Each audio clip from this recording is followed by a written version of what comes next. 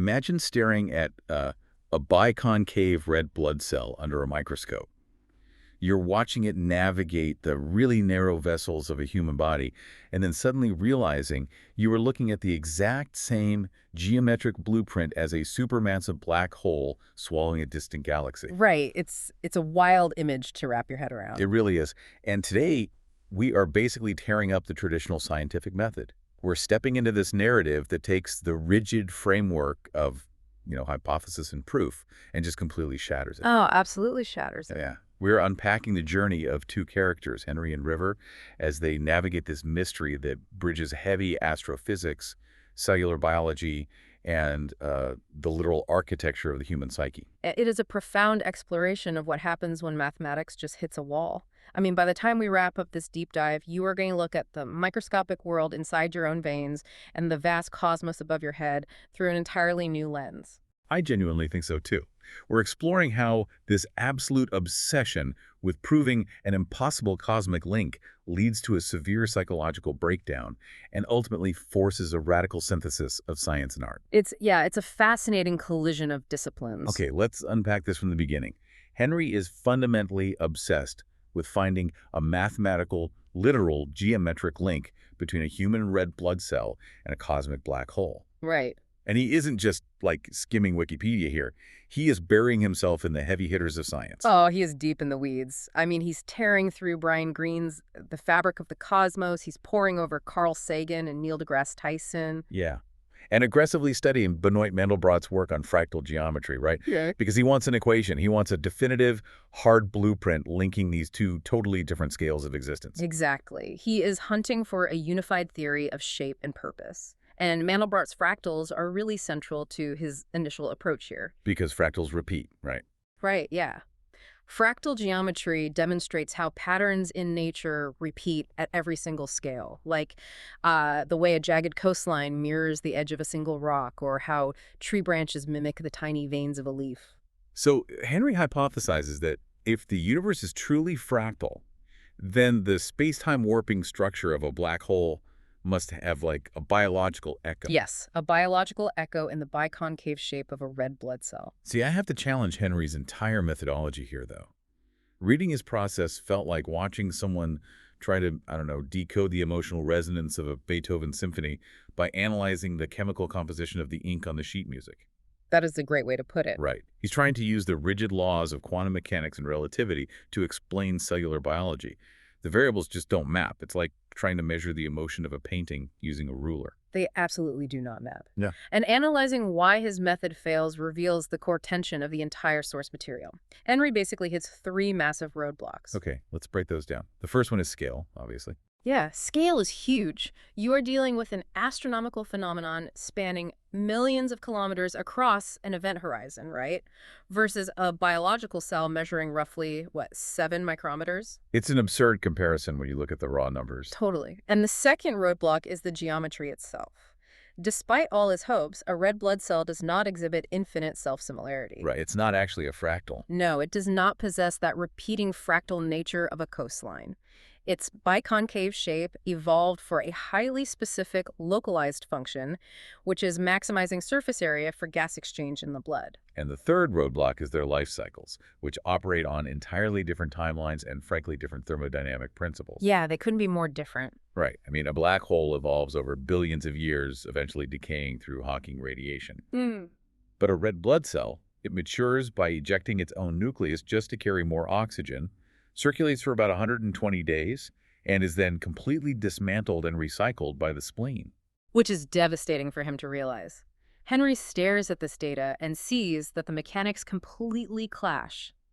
The physics dictating a singularity, a point of infinite density where conventional structure just breaks down, they're fundamentally incompatible with a cell that relies on a physical, flexible membrane to survive. So his attempt to force a direct, literal scientific overlay just collapses. Completely collapses. But where rigid math fails, metaphor steps in. And this is where his partner, River, takes a completely different trajectory. Yeah, River's approach is fascinating. It really is. While Henry is just suffocating under all these equations, River is reading Leonard Schlehn's Art and Physics. She pulls out her sketchbook and begins drawing. She creates this beautiful, abstract, swirling piece where the spiraling arms of galaxies seamlessly bleed into the organic, curved membranes of biological cells. Because River intuitively grasps what Henry misses, which is that art bridges the conceptual gaps that science just cannot yet quantify. Art doesn't Right. have to differentiate in the same way. Exactly. It can bridge the gap metaphorically. Right.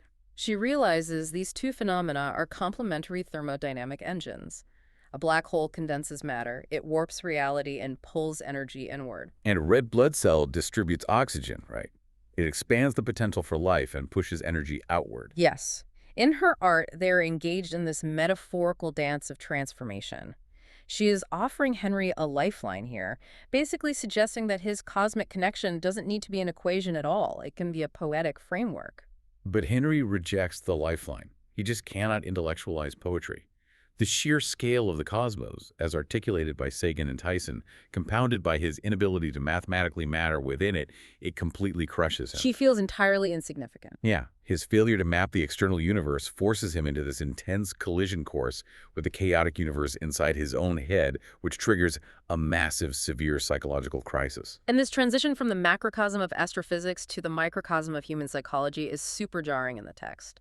Henry suffers a severe panic attack that lands him in a real-world hospital bed. But the source material does not treat this as mere unconsciousness, right? No, not at all. It portrays his coma as a very vivid, externalized physical journey straight into his own subconscious mindscape. I need to pause and examine the mechanics of this mindscape because I want you, the listener, to really visualize how incredibly structured his subconscious is. Right. Yeah. Wait, so while he is physically in a hospital bed, inside his head, he is literally mapping out his trauma. Yes, literally mapping it out. He's walking through a mental forest with a rational avatar of himself, discovering 11 buildings that represent his psyche, all culminating in prime numbers. What's fascinating here is the architectural precision of his defense mechanisms. It is staggering. He physically fights these psychological battles. And the buildings are governed by prime numbers, which is such a specific detail. It is, and those numbers hold deep significance. Prime numbers are only divisible by themselves in one.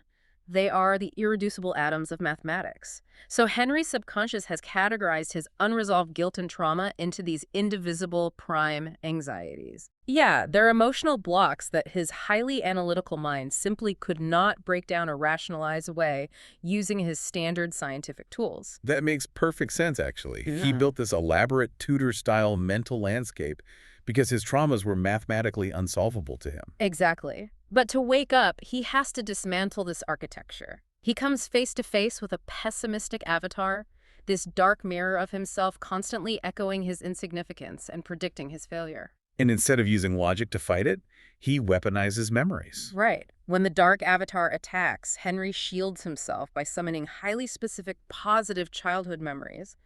He recalls the bravery of riding a bike without training wheels or the courage of standing up to a bully. Or the pride of delivering a school presentation. Yeah, these aren't just random flashes. They are core foundational moments of self-efficacy. They emit this radiant light that actively diminishes the defeatist avatar, proving that emotional resilience, not cold calculation, is his strongest defense. He then navigates into a room entirely dedicated to his guilt. It is a space filled with the echoes and photographs of everyone he feels he has let down. His parents, his brother, and especially River. But he doesn't fight the guilt this time. No, his rational avatar advises him to write. So he drafts apology letters to each of them, and as he finishes each letter, a breeze catches the paper, carrying it away, and the room itself begins to dissolve into falling flower petals. He is systematically venting the psychological pressure. And this culminates in an astonishing metaphorical resolution. Standing in the dissolving ruins of his prime number defenses, Henry realizes he can use the very cosmic phenomenon he has been obsessing over to actually save himself. He turns himself into a metaphorical black hole. Precisely. If he cannot solve the mathematics of a black hole in the physical world, he can utilize its mechanics in the psychological one. He forms an internal event horizon. Right, he becomes an epicenter of emotional gravity. Yes. Drawing in every remaining fragment of his fear, his irreducible guilt, and both of his avatars. He pulls it all across his internal event horizon, letting it compress into nothingness until his mind is entirely cleared. He hits a total psychological reset. And that reset jolts him awake in the real world. His mental walls are gone. He is no longer paralyzed by the need for rigid control or the fear of his own insignificance. Which is such a massive breakthrough. It is. Because his mind is finally open, he and River are now ready to travel to visit their mentor, Chris. And stepping onto Chris and Jules' property feels like walking into an entirely different dimension. The environment they enter is just a masterclass in challenging perceived reality. I mean, the mansion defies conventional physics. It is totally surreal. They walk into an infinite library where the bookshelves stretch upward toward a ceiling that simply never arrives. It's filled with generational heirlooms, ancient star maps, celestial frescoes. And then there is the kitchen. Oh, the kitchen is amazing. It's operating entirely on its own, like something out of Beauty and the Beast. Knives chop vegetables without hands holding them. Pots stir their own contents. The stove regulates its own thermal output. It is this mesmerizing ecosystem of automated thermodynamics. And outside, the greenhouse is overflowing with fractal biology. You have Romanesco broccoli with its perfect repeating spirals, and Moon and Stars watermelons with rinds mapping out literal constellations. Every inch of this estate is designed to teach Henry and River a silent lesson. Reality is vastly more complex, interconnected, and strange than standard scientific observation permits. It is an environment where the macro and the micro coexist seamlessly. Yeah, the boundaries are just completely blurred there. Here's where it gets really interesting, though. The pinnacle of this estate is the observatory room. It is a massive circular room with a high dome, and it is split perfectly down the middle. Right, the contrast is striking. On the left side, you have heavy, motorized telescopes, automatically rotating to track the orbits of distant planets. And on the right side, you have highly advanced microscopes, illuminated and focused on cellular structures. You have the infinite expanse of space and the microscopic building blocks of life sitting back to back in the same room. And standing right on the dividing line, River asks this brilliant, haunting question. Yeah, I want you to really ponder this question, she asks. Are we being scrutinized through a microscope or observed through telescope? It forces a total paradigm shift. Does humanity exist as a massive, sweeping, cosmic event, or are we just microscopic components functioning within a much larger, incomprehensible organism? It makes your head spin a bit. It does. And Chris uses this exact moment of cognitive dissonance to finally give Henry and River the mathematical synthesis they have been chasing all along. Okay, walk me through this whiteboard lesson, because Chris actually manages to bridge the biconcave cell and the black hole using real physics. How does he do it? Well, he starts with the microcosm. Chris introduces the Navier-Stokes equations, which are basically used to govern fluid dynamics. Right. Now, you can think of these equations simply as traffic flow. They describe how viscous fluids handle shear stress, calculating density, velocity, and pressure. Like cars on a highway. Exactly. And this beautifully explains the mechanics of blood moving through the human circulatory system and how the biconcave shape of the cell evolved to perfectly navigate that fluid environment without causing a traffic jam. Okay, Navier-Stokes handles the viscous flow of the blood. But a black hole isn't a liquid. It is a gravitational singularity warping the fabric of space.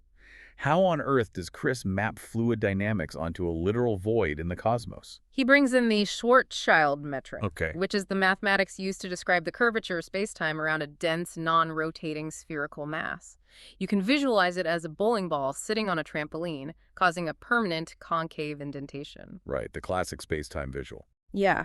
But to connect it to fluid dynamics, we have to look beyond just a static gravitational pull and consider the concept of flow.